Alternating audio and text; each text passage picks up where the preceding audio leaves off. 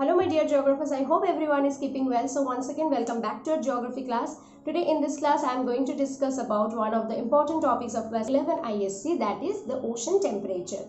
So we all know that ocean temperature is very essential property, physical property of the oceans, right? So before starting this topic we need to know a little bit about the ocean temperature.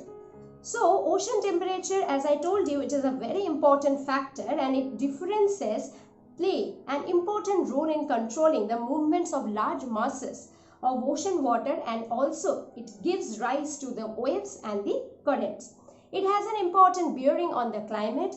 The density of the ocean water is also influenced by the temperature, and the type and distribution of marine fauna and flora also depend largely on the temperature of the ocean water. Now there are some basic factors which affect the ocean temperature. Number one, its latitude. So we all know that at the equator the temperature remains very high because equator receives direct sunlight, and whereas at the polar region the temperature remains very low.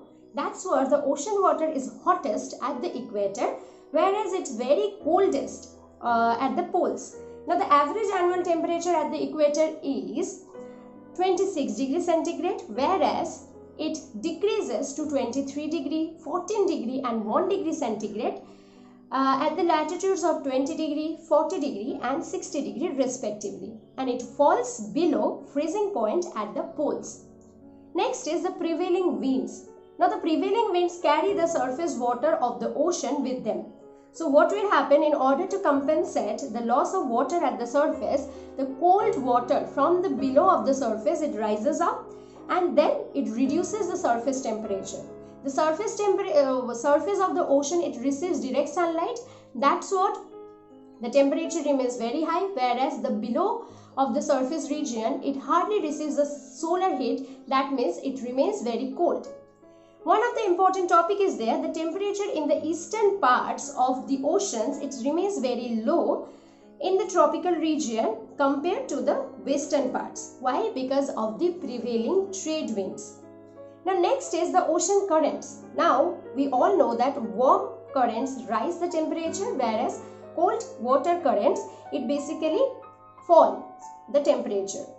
So here, due to the cold Labrador current, the western coast of North Atlantic, it remains very low, okay, whereas due to the Gulf Stream, which is very hot, it keeps the temperature of the ocean water sufficiently high along the European coast. So here basically the nature of the ocean current, it affects the temperature of the ocean.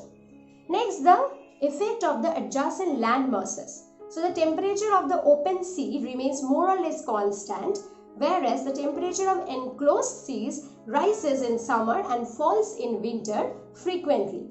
So here I can give you one example, like summer temperature of the ocean, open ocean near the equator is 26, whereas temperature of enclosed Red Sea is 30 degree. Why so? Because of the land mass surrounding the enclosed seas are heated up and cooled down frequently or very quickly. Number 5 is salinity. Now the saline water absorbs more heat and its temperature rises much higher than the fresh water. After that, the icebergs. So obviously icebergs means the piece of the ice, right? So the oceans which are having more icebergs, obviously the temperature remains very low. So I hope this topic is quite clear to you all. Only we have discussed about 6 points, and out of 6 learn 4 points very properly, okay?